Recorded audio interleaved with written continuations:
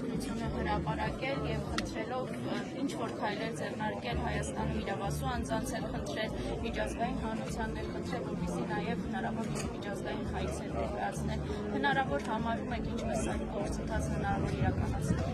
Մեկնաբանություն, եթե հնարավոր համարեք, ինչ-որ ձև դրսևորվի հանրային մակարդակը։ Բայց սա առաջին ձայնագրությունը չէ, էլի են ձայնագրությունները, որևէ գործընթաց կա այս առումով, ԱԳՆ-ն որևէ քայլեր ձեռնարկում։ Մեկնաբանություն չունենք։ Եվ Թուրքիայի հետ կապված թեև բարձրանում եղավ կարճ, ինչի մասն է խոսքը, որ թուրքերն այսօր բացում են, ձեր թիմակիցներից օրինակ չէին բացառել, որ հատուկ է ասել, ասում են գուցե հենց հատուկ է այդպես արվել, որ այդպես արտահոս կլինի, այս մասով ձեր մեկնաբանը, ձեր թիմակիցներն են նման հայտարարություն արել։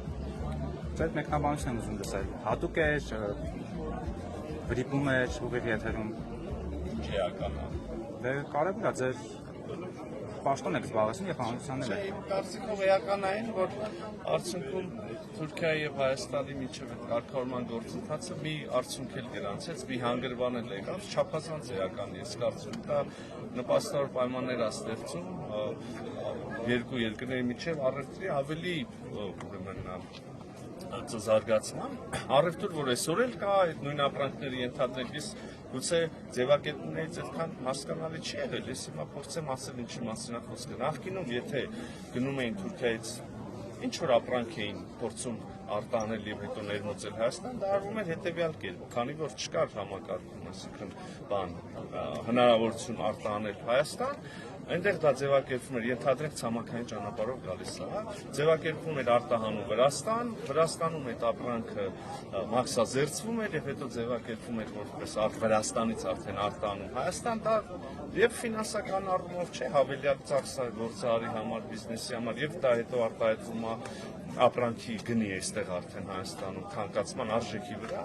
եւ հիմա արդեն փաստորեն այդ մեխանիզմը չպիտի գործի ցանկացած մարդ, որը նախկինում ենթադրենք ինչ որ մի բան ներմուծում էր Թուրքիայից, հիմա կարող է ներմուծել ուղիղ Հայաստան ֆիզիկապես, ասի մաքսային առումով ուղիղ, սահմանը ֆիզիկապես գիտեք շարունակում է դեռ փակմանալ, բայց այդ ուղղությամբ են գնում եւ ես վստահ եմ առաջիկայում մի օր էլ այդ սահմանը կբացվի եւ ուղիղ արդեն բարուղիղ իմաստով ուղիղ կներմուծվի ապրանքը։ Այժմ մաքսային իմաստով ուղիղ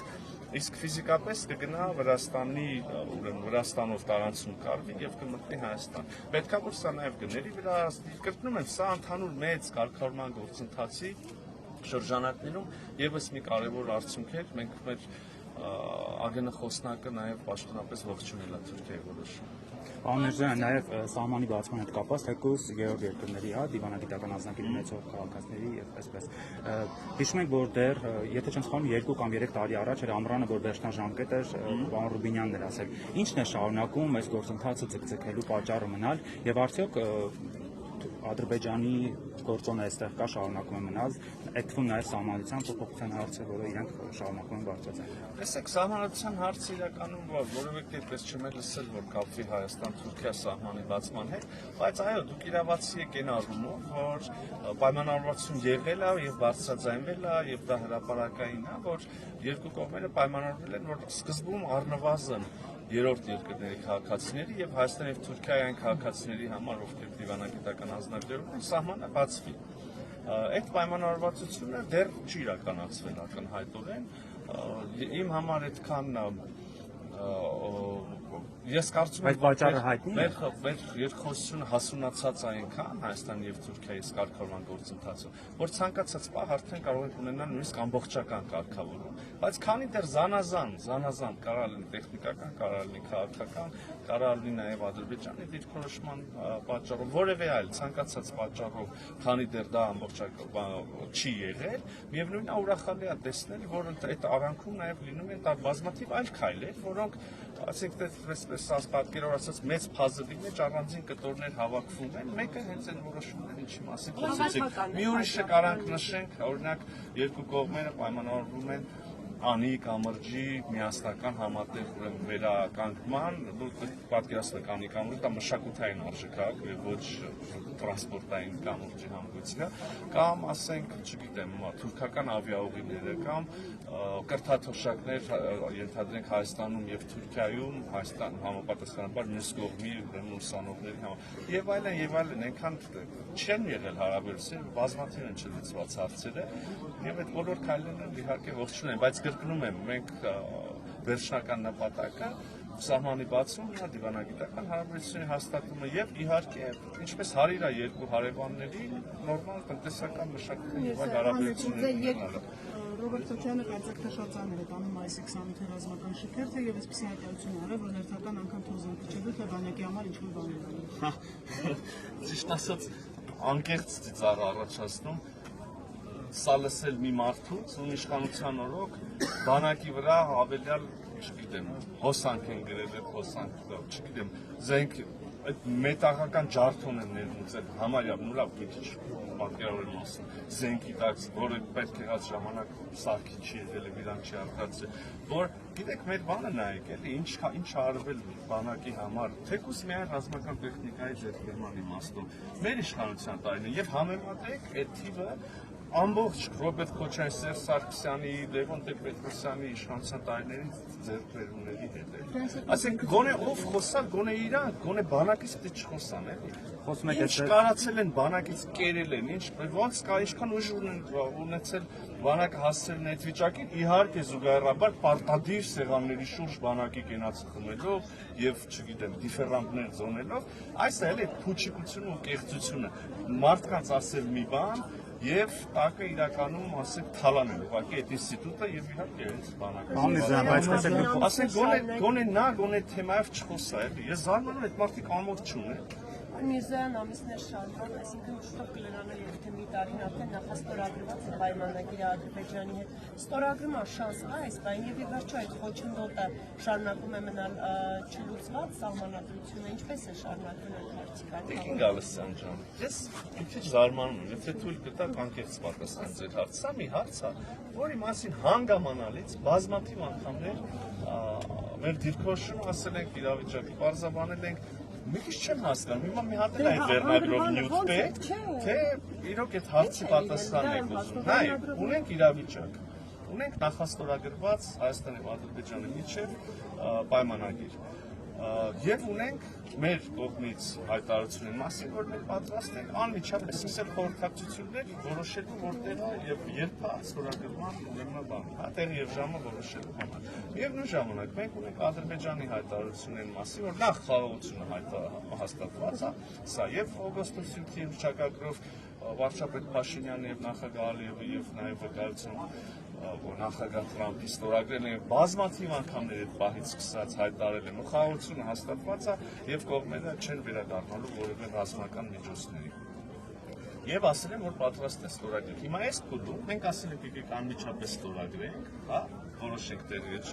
իրենք ասում են ոչ մենք այդ ճանապարհին տեսնում ենք եւս մի խոչընդոտ մենք ասում ենք դեռ ինչ-որ դուք համարում եք խոչընդոտ չենք կիսում ձեր տեսակետը, որովհետև մենք կարծում ենք, որ այդ հարցի լուծման ամենակարճ եւ ուղիղ ճանապարհը հետ ստորագրումն է, որտեղ գրած է ամեն ինչ, այն ինչ որ պետքա որ ձեր մտահոգությունը փառատի, գրած է, եկեք ստորագրենք, ավելացնենք։ Իրանք ասում են, ես հիմա մի քիչ պարզունակ եմ իհարկե բաները։ Իրանք ասում են, չէ, մենք տեսնում ենք նաեւ նա, մենք էլ ասում ենք, մենք նա ձեր հետ չենք քննարկում։ Իրանք ասում են շատ լավ։ Բայց փոխում են։ Իրանք էլ ասում են, որ ինչ որ X-Spike ստորագրել։ Իրանք էլ ասում են, չէ, դուք որպես ես նույն հարցը դուք ինձ ներողություն չգիտեք, եթե հարցը ոչ, եթե հարցը չգիտեք, հարցի ձևակերպումը ուրեմն տես չեք հարցնում, ես վերջի անգամ ես ուզում ձեզ ասեմ։ Ուրեմն կանգնեցինք այնտեղ, որ իրանք ասում են այնուամենայնիվ մենք համարում ենք որ sense խոչընդոտ է կա։ Մենք էլ ասում ենք, դա ձեր հետ չենք քննարկում։ Իրանք ասում են շատ լավ, մենք չենք բերում այդ հարցը ձեր հետ բանակցությունների հարց։ Ուղղակի որ խոսում ենք թե եւ ստորագրենք, մենք ասում ենք sense խնդիր ենք տեսնում։ Այսքանը ամփոփենք, այսքան փոփոխությունից հետո ստորագրվի պայմանագիրը, մենք մեր ներքին օրակարգով հանում ենք հռչակագիրը։ Դա նշանակում է, որ ինչ որ X-Spike ստորագրվի պայմանագիրը։ Ես վստահ եմ, որ պայմանագիրը ստորագրվելու է։ Անկախության հռչակագրի հանումից հետո կստացվի դա։ Ես վստահ եմ, որ այդ պայմանագիրը ստորագրվելու է։ Պարոն Միրզոյան, խոսեցիք Իսկ երբ եւ որտեղ, ինչպես եւ նախկինում, այսօր եւս ես կարող եմ վերահսկել, մենք հենց հիմա կարող ենք խոսել։ Բայց պարոն Միրզոյան, դրա չստորագրումը ամեն դեպքում հայտարարվում է, դուք էլ եք կարծեմ ասել, որ դա տեխնիկական հարց է ավելի շատ հիմա։ Չգիտեմ, այդ ստորագրման Չէ, ստեղ ուրիշ բան է։ Նայեք, ասածս ուրիշ է։ Հաստատուղթը նախաստորագրվել է։ Իհարկե, դա եթե ստորագրվի եւ ավելացվի, ամբողջական արդյունավետությամբ կգործի։ Բայց հաստատուղթը նախաստորագրվել է։ Միաժամանակ ստորագրվել է երկրների ղեկավարների կողմից հռչակագիրը Վաշինգտոնյան, միաժամանակ փաստ մենք ունենք, խաղաղության մեջ ենք ապրում, այսինքն այն ինչ որ դեռ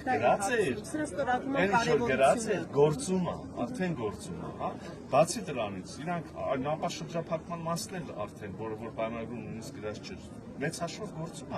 Ադրբեջանը իր տարածքը բացել է Հայաստանի, այսինքն մեր համար գոնե արդեն գործում է ապաշրջափակումը։ Երբ որ մենք էլ մեր ենթակառուցված եւ պատրաստականություն ենք հայտնել, որ մեր տարածքն է բաց, դուք էլ կարող եք անցնել, իսկ ենթակառուցվածքները կան, որ դեռ պիտի թրիփը մյուսը դեռ պիտի կառուցվեն։ Այսինքն այն ինչ որ դրված է նպատակ ամբողջական կարգավորման համար դրված է նպատակն այդ պայմանագրի հետևում, այսպես ասած, արդեն ունենք մենք։ Իհարկե շատ լավավորում են, բայց լավ կլինի հատ վերջնական ստորագրել եւ վավերացնել։ Այս առումով ես ուզում ասեմ, սա process է, որը պիտի գնա որ հասնի նաեւ դրան, բայց մենք արդեն դրա պատուկները վայելում ենք։ Պարոն Միրզոյան, խոսեցիք նախկինում ձեռք բերված ռազմատեխնիկայի մասին, հա։ Նախկինում ձեռք բերված ռազմատեխնիկայի զենքերի մասին ձեր խոսքով, այսպես ասած, ջարդուն, հա, անվանեցիք։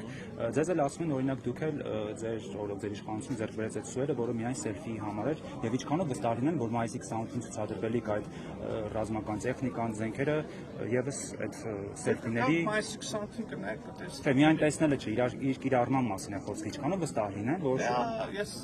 հուսով եմ երբեք դա կիրառելու անհրաժեշտություն չի առաջանա, բայց դա իհարկե դա չի նշանակում, որ պետքա ցանկացած պետությունը իր պաշտպանության համար տարբեր սցենարների համար իրավունք ունի ձեռք բերել ռազմական տեխնիկա, ինչի եւ մենք արել ենք եւ շարունակելու ենք անել։ Ինչ ենք ձեռք բերել, կգաք կտեսնեք կհամեմատեք, էլի։ Անեցա որ կարակ որ ամեն ինչ ինտերնետ, հիմա աշխարհը այնքան բաց է, կարակ տեսնեք որ ինչ զենք է, ինչ նշանակություն ունի, ինչ ուժ նշանակություն այլ է կիրառելիությունը գործունակ է թե ոչ, դա այլ հարց է։ Օրինակ սուերն է շատ հզոր զենք է, բայց պարզվեց պատերազմի ժամանակ, որ մարտագլխիկները չկային, կիրառելություն չկար։ Մի մասով իրավացի եք, մենք ինքներս էլ ենք ասել, որ հասցրել ենք ինքնաթիռները ձեռք բերել, բայց իր բաները չէ, հրթիռները եւ մարտագլխիկները ոչ, եւ պետքա ձեռք բերել։ Եվ նաեւ խոսել խաղաղության ձեր ներողություն կարգախոսը, հա, խաղաղության է գնում, եւ ձեզ համար խաղաղությունը այսպես է, որ ներողություն, հա, Ադրբեջանում շարունակում են մշակութները, վանդալիզմը, երեք էլ Մարտակերտի շրջանում ներոսների գերեզմանոց, հա, ջահուզուշուր այսպես փոխելով, սա է խաղաղությունը, պարոն Միրզոյան, եւ արդյոք դուք ադրբեջանցի ձեր գործընկերոջ հետ քննարկել եք, ներողություն, վերջացան, ադրբեջանցի ձեր գործընկերոջ հետ, օրինակ այս հարցին անդրադառնում եք։ Նայեք, որ ասում եք, սա է խաղաղությունը, այդպես ռոմանտիկ եւ պաթետիկ անջի։ Ուղիղ ձեզ ասում եմ, որ դուք ուղիղ կանգնած եք աջափնյակում եւ հարցազրույց եք վերցնում արտաքին գործերի նախարարից, ոչ թե ուղիղ կանգնած եք խրամատում եւ փորձում եք պաշտպանվել հերթական դրոնից։ Ես վստահ չեմ, որ այն ուժերը, որոնք կանգնած են ոնց հասկանում ձեր ներկայացրած լրատվամիջոցի թիրախավորումն է տեսակետներ ունեն եւ այդպես են ընկալում եւ ցանկացած պարագայում կհայտնվեին խրամատում թե չէ, բայց բոլոր նրանք, որոնք պետք է լինեին խրամատում եւ կգնան եւ կամավոր նույնիսկ այստեղ մենք ընկերներ ունենք, որոնք անցել են այդ ճանապարհը, նրանք հասկանում են ինչ է խաղաղությունը։ Հիմա վերադառնանք այն մյուս հարցին։ 30+ տարիներ եղել է հակամարտություն, հեղվել է արյուն, եւ մեր կողմից, եւ իրենց կողմից, եւ մենք ենք կորցրել, եւ իրենք։ Պատերազմը ցանկացած բաղական շատ վատ բան է, պատերազմը ոչ մեկին երջանկություն չի բերում կողմերի, հա։ Հետևաբար երկու հասարակությունների մեջ նախ վերքերն են թարմ, նախ դեռ մենք գերիներ ունենք, հա, մենք դեռ չգիտեմ, զոհերի շատ թարմ է։ Եվ այդ վիրավորանքները, թշնամանքը եւ ատելությունը եղել է, եւ հիմա երկու հասարակությունների մեջ, նույնիսկ եթե վերանանք Հայաստանից եւ Ադրբեջանից եւ խոսենք երկու այլ պայմանական պետություններ, դա միանգամից այդ հաշտեցումը հասարակությունը չի տեղի ունենում։ Պարզական իներցիոն բաներ, պարզական հայտարարություններ, պարզա հիմա ուզում եք ասեք Հայաստանից Ադրբեջանի նկատմամբ թշնամական հայտարարություններ չեն հնչում, իհարկե հնչում են, տարբեր քաղաքական ուժերից իհարկե, դա կառավարության ծրագիրը չէ, նույնը կարող ենք լսել ցավոք սրտի Ադրբեջանից նաև թշնամական հայտարարություն, բայց սա գործընթաց է, որ մենք պիտի գնանք, մենք խաղաղություն փոխարեն այնտեղ իշխանություններն են։ Խաղաղությունը հաստատված է, մենք արդեն քիչ առաջ նաև տնտեսական իմաստով, նաև զոհերի իմաստով, ընդհանուր խաղաղության իմաստով մենք արդեն վայելում ենք խաղաղության փոփոխները։ Բայց եւ սրա մասին անընդհատ ասվում է, ես նորից չեմ հասկանում ինչի է այդքան բարձ։ Բայց այդ խաղաղությունը նորացին երեխու պես է, իրենք պետք է հոգ տանենք, իրենք պետք է խնամենք, հələ կլինեն իներցիոն բաներ, այն կողմից էլ կլինեն, մեր կողմից էլ կլինեն, բայց նաեւ սրա չտեսնել, որ իրանց քաղաքասարության ներկայացուցիչներն են այցելում Հայաստան, մեր քաղաքասարության ներկայացուցիչները փորձագետներ այցելում Ադրբեջան, մեր փոխ վարչապետը գնաց, իրանց փոխ վարչապետը եկավ, նա այնքան միջազգային հարթություն որ վերցնենք, այնքան հայտարարություններ կան, որ հիմա իրար դեմ պետք է արած լինենք, ոչ մենք ենք արել, ոչ իրանք են արել, այսինքն նույնիսկ այդքան տեսանելի չի Երևանում ապրող մարդու համար, որտեղ տեղի ամենում ինչ որ միտեղ չեմ անում, Նյու Յորքում, Վիեննայում կամ բանում, Ժնևում, բայց այսինքն խաղաղությունը ուզում ասեմ հիմնադրված է, բայց դա նաև գործընթաց է, դրա մասին պետք է հոգ տանենք, պետք է գնանք, քայլ, միջև որ կլինի իրական հաշտեցում նաև հասարակությունների միջև։ Ամերիկյան էր եկել Հայաստան, վարչապետի հետ նաև հանդիպումներ եղան։ Ուզում եմ իմանալ ինչ փուլում է գործընթացը, շինարարության ինչ որ մեկնարկի մասին։ Այս մասին էլ եմ ես ինքս բազմաթիվ անգամներ ասել։ Թրիփի գործընթացը դեռևս փաստաթղթային, եթե կարելի է այդպես ձևակերպել, փուլում է։ Դուք հիշում եք, ունեինք օգոստոսի 8, եղավ հունվարի 14-ին մի քիչ ավելի շրջանակ, հստակեցվեց եւ այդտեղ մեր հասարակության համար բազմաթիվ մտահոգիչ հարցադրումներ, եթե նույնիսկ կային օդում պետքա որ տարածված լինի։ Եվ հիմա հաջորդ փուլը արդեն պետքա պայմանագիր կոնկրետվի, էլի, որի կարգավիճակը մի քիչ ավելի բարձր է, քան հայտարարությունը կամ բան իրավական առումով։ Հիմա այդ պայմանագիրը եւ դրանից բխող իրավական, ֆինանսական հարցեր կան, որոնք ներդրումների հետ կապված, որոնք պետք է հստակեցվեն, եւ երբ որ արդեն սա էլ կանցնենք, բացենք շինարարության մասին։ Այո, սկսած թրիփ ընկերության հիմնադրումից վերջացած այդ բանով, հիմնադիր կապիտալով վերջացած հազար բան կա, էլի, հետո մրցույթ եւ այլն։ Հիմնականում լինելու։ Դե այո։ Իսկ թրիփի հատվածում կառուցված երկաթուղին ադրբեջանցիների մասին վախեցնել Աղաբեկյան Մեղրիում Այս հարցը կա։ Եվ ամեն տեղ ասում են ընդհանուր Մեղրիում։ Ուրեմն ասում են, ասել, որ Հայաստանի կառավարությունը նախատեսում է 300,000 ադրբեջանցի բերել եւ բնակեցնել Հայաստանում, մեծագույն սրիկայություն։ Այսքան ասում ենք, որ դա սուտ է, դա հիմա եւ եթե այդքան սուտը լսելուց որ մենք ասում ենք դա սուտ է, դա հնարավոր չի եւ դա չի համապատասխանում իրականությանը, դա լսելուց հետո շարունակել կրկնել ուղղակի սրիկայություն է։ Խնդրում եմ ձեր վերնագրերի նյութ վերջապես կարող է հասնել։ Հատվածում երկաթուղու, որը որ կառուցվի, այդ հատվածում երկաթուղին կառուցվի, ինքը մեր ընդհանուր երկաթուղային ցանցին է միանալի։ Դուք պատկերացնեք, չէ՞, Հայաստանի կա, ունենք այդ բանից։